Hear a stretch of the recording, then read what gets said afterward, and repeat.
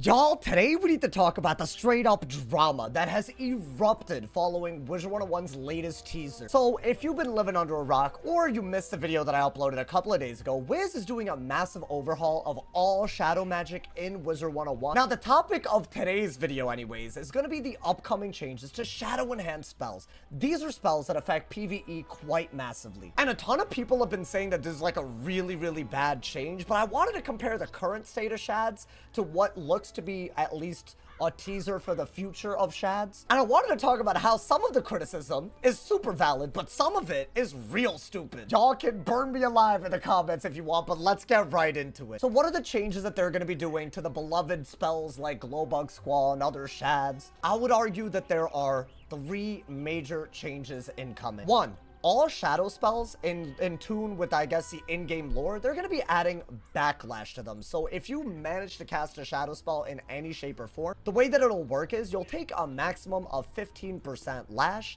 and you can basically reduce it over 3 rounds down to 0. But let's say that you have this little lash giving thing out while you kill somebody and end the battle. Then, just like the way things like Shadow Strike work, you'll take the full lash that's remaining because you didn't reduce it. 2. All current Shadow Enhanced spells are going to be made into regular non-Shadow Pip spells, and their damage will go down accordingly. And 3, in order to use Shadow Enhanced spells, you'll have to learn basically Shadow Fusion. In order to use Shadow Enhanced spells, because I just said they're removing the shads, right? You'll have to learn a fusion formula where you combine 2 spells to make an even better version of Shadow Enhanced spells than we have right now. In the example of Glowbugs, if you do this fusion with Nova, that's what the example was that they gave, you get basically an AoE that does over 1100 damage, and it's upgradable with Spellmans, according to the KI Live that just dropped. So here's what people are complaining about, right? 1.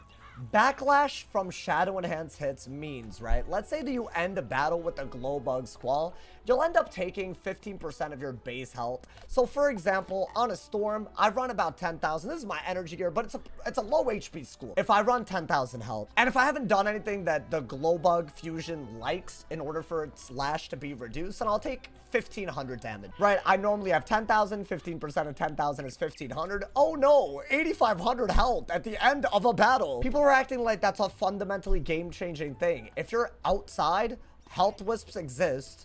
If you're inside, potions exist. I'm like really confused how that became like the be-all end-all deal breaker for whether you use a shad or not, right? Considering most shadow enhanced spells, even now in Live Realm, if I were to pack this, I would probably be doing it 2nd or 3rd round. Do people really believe that in 2 to 3 rounds you're gonna take over 8,500 damage on a storm? I just don't get it. Now the other thing that people are dead ass freaking out about, they're saying that now that you need to use a fusion in order to use an AoE with this update, our precious 7-card decks, because you know you can only use 7 cards at a time in combat, our precious 7-card decks are gonna look like this 8-card decks, right? So with the proposed change that they're doing, right, this will be a regular 5-pip AoE. It'll be slightly weaker than Bunyips, but you'll be able to combine it with Nova and make like an 1100 damage AoE. All you need at that point is a shad, and chants do work on these fusions. That's a very big important thing. The version of Glowbug that they showed us on KI Live with this will do over 1,400. That is way better than what we have right now. Now people are saying a deck like this, you'll deck fail way more than usual.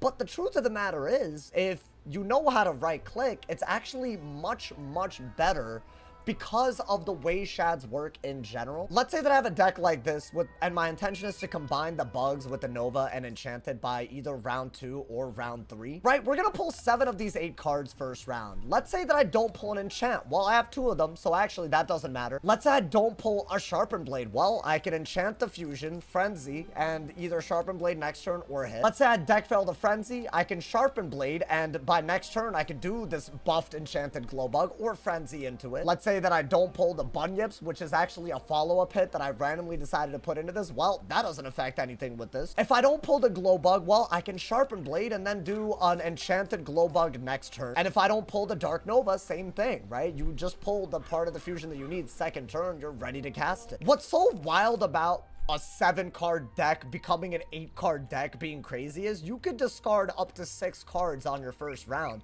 So really, you could actually make a 13 card deck and it would still functionally be as good as an 8 card deck. That's the way that it works. This has been the majority of the criticism, and I genuinely, for the life of me, cannot understand. How is this deck with less damage output more preferable than this deck with more damage output? I just don't get it. The only difference between these two decks, let's say this change goes live, is let's say you do happen to get a Shad first round, you won't be able to do this right away. That's why a spell like Bunyips as a follow-up is a good idea. That being said, that is not a big deal, because how often are you getting a Shadow Pip in the first round in endgame combat? Pretty much never. So if you've been hearing that the Shadow Enhanced spell has died as a result of this proposed update, or that Backlash is too punishing for you to use these spells, I think it's a whole lot of baloney. I think some people are doom posting and just trying to, like, you know, actively seek the most like asinine way to criticize everything that Wiz does. Here's the part of the Shadow update that I think they should really focus on, because there are problems like any other update. One, if y'all don't know, any Shadow Fusion requires training points. Now, they said that the upcoming Shadow Fusions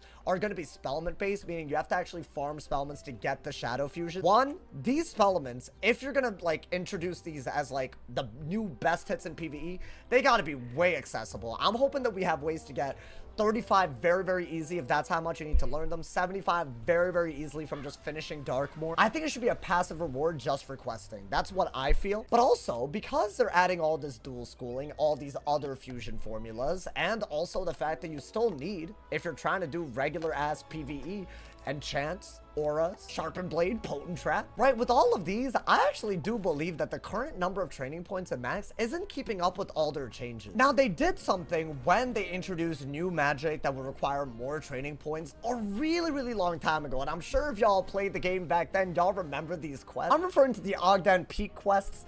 We basically, when we started Celestia, got access to 4 training point quests from this NPC. I think it was massively helpful to learn all the enchants and the auras and all this other stuff that we suddenly had access to. And it's so weird to me, because instead of continuing this pattern where they introduce new ways to use training points and also introduce more quests to get training points, they've kind of gone backwards, right? Like Selenopolis doesn't have a training point quest. I might be remembering wrong, but I also do believe that Novus doesn't have a training point quest either. I want to say, for some reason, it was like a gold key quest. Maybe not Novus, but I know there's a world in the most recent arc that also did that. It's so weird to me that they're pulling back on training points while adding stuff that we want to use training points on. I think there should be like a dozen more training points available at least. And they don't have to be easy quests. You can make them really challenging. I would love if they created like an economy around training points and actually challenging things, and not attach raids, not attach challenge mode, just hard bosses with cheats, just side quests when we get a new world out. Right, they go through all this effort of creating really crazy side bosses with some really crazy cheats, but the most you ever get are a few spellments, maybe a gold key if you're lucky. Why not make training point quests out of them? I think that would be really cool, so that people don't feel like they are not going to be able to afford these new things because they have too many options that they want to spend their training points on. The other critique that I've heard, which I also think is super valid, is some of the other shads, right? Not shadow enhanced spells, but some of the shads that they tease, right? They're reworking everything, like, right, the Shrike one, the Nova one. They're just kind of incredibly hard to read. For example, right, in the video that I put out 2 days ago, I actually misunderstood what this spell did, Shadow Seraph. Apparently what this spell is supposed to do is, right, when you cast it, you actually get a life pip, you get an aura where basically you have a pact with it, and you get 15% lash. And in order to reduce the lash, all you have to do is blade, and during these 3 rounds, you get a lot of outgoing, a lot of damage. I thought that for giving up a blade during this, you would reduce lash and get a pip, but because of the order in which this card is, it's not that obvious. I think if a spell is gonna give you a pip for not doing anything extra, it should be like right front and center on the card. And also, because it looks like they're tying every new shadow spell to a school, I think there should be some kind of like, the Seraph should have some kind of like green or life-like energy to it, right? If Dark Nova becomes like a storm form, it should be a little purplish. I think they could go as far as to even putting the school pip that you're getting for casting these on the card art, so it's that obvious. So you're actually getting a pip in exchange for a shad, right? That was not obvious to me, and it kind of gets to the point where their tutorial, it needs to explain this little pip relationship real well and the backlash stuff real well.